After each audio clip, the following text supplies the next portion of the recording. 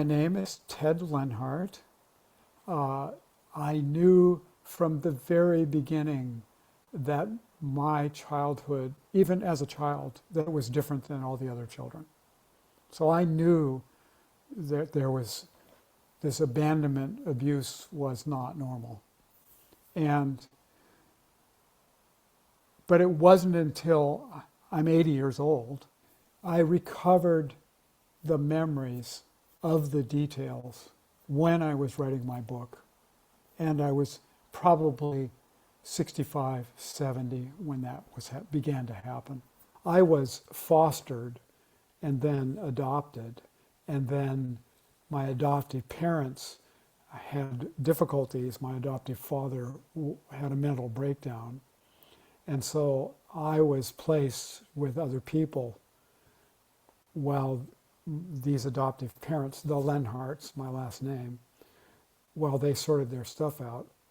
And so when I was, in fourth grade, the second time around, is when they brought me back to their family. My experience imprinted my life. It completely shaped who I am. And so I gained some great strengths from the experience, and I gained some great weaknesses from the experience. And so, I'm thankful for the strengths, but the weaknesses I have to deal with all the time. Classic memory of the household. Family dinner. My father's relatives were coming for, I think it was Thanksgiving dinner. My father was, my adoptive father was extremely anxious about how this was going to go. And so he was in the kitchen commanding my adoptive mother to do things. Lots of very tense. He's screaming at her and and at me, and to do this and that. And he's whirling around, moving way too fast. My mother is holding a hot pot with boiling potatoes, and he knocks it out of her hand, and of course the boiling water gets on her arm. And and then he just screams it at her about how stupid and clumsy she is. And and of course at that moment the relatives arrive. These relatives are well aware of this behavior. And one of the older daughters says to me, "Let's go to your bedroom and listen to your records."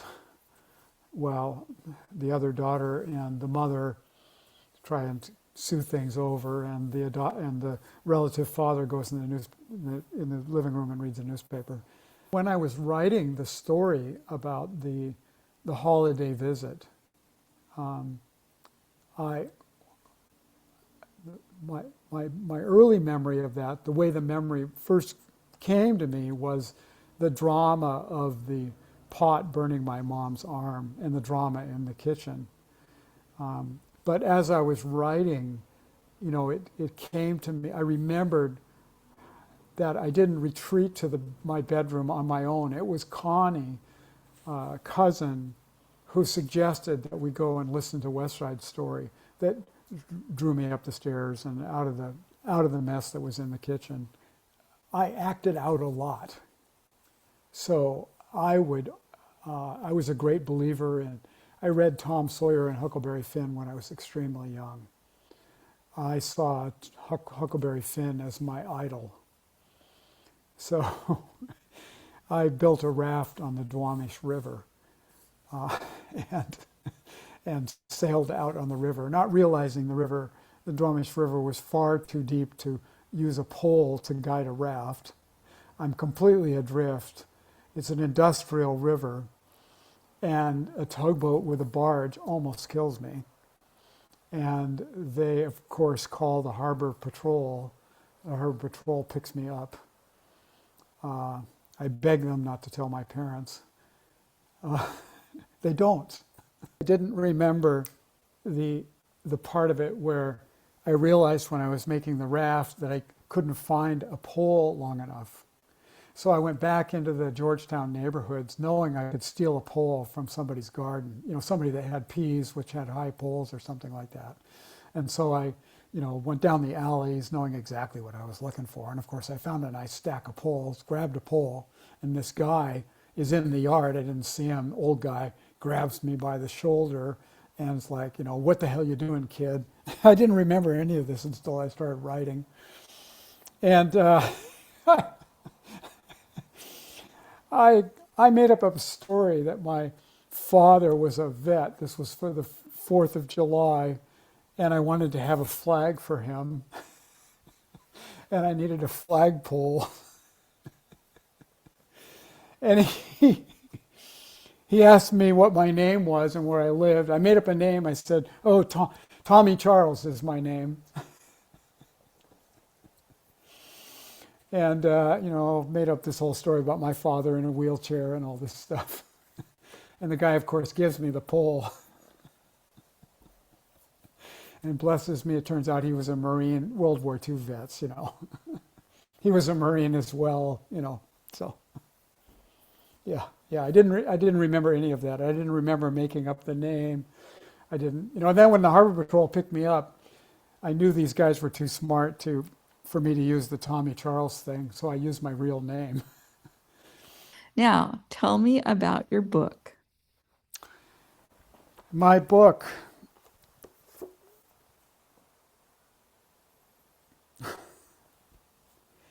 The Work Beneath the Work, for people who built their strength from struggle and haven't named it yet. So my career was in design, particularly in brand design. So I worked for large corporations, helping them with their identities, with their logos, with the way they presented themselves in the marketplace. I built a large branding firm. So we did a lot of work for Nissan. We did a lot of work for Schwab. We did a lot of work for Microsoft, Nordstrom, Boeing, etc. So I built a branding firm, and then I learned from all of the people that I worked with that one of the problems they had was dealing with these management issues. I sold my firm. I moved to London. I became chief creative officer of a global design enterprise. I had 500 employees that I was supposedly responsible for, which is of course ridiculous. Anyway, so my book is a combination of how my childhood memory, how my childhood experiences shaped my management style. And so the book is, about half of the book is memories, chapters that are memories of childhood. The other half is how I applied it to my work. And today I work as an advisor to creatives. I have clients in Singapore, Beijing, New York, Boston, Toronto, London, Sao Paulo, Los Angeles, Seattle, of course, and so on. And I spend 4 days a week on Zoom advising clients. So this book was designed to help them realize how their childhoods imprinted them and how that affects the way they manage their creative staffs and how some of my clients are young. Most of them are under 40. Some of them are in their 20s, and so some of them are designers and writers who work in brand design and other forms of design. And so my book is basically, this is how one person used his childhood as a way of understanding how to manage himself and others in the design world. So think about how that is for you. It's not going to be like me, but it's going to be how you did it.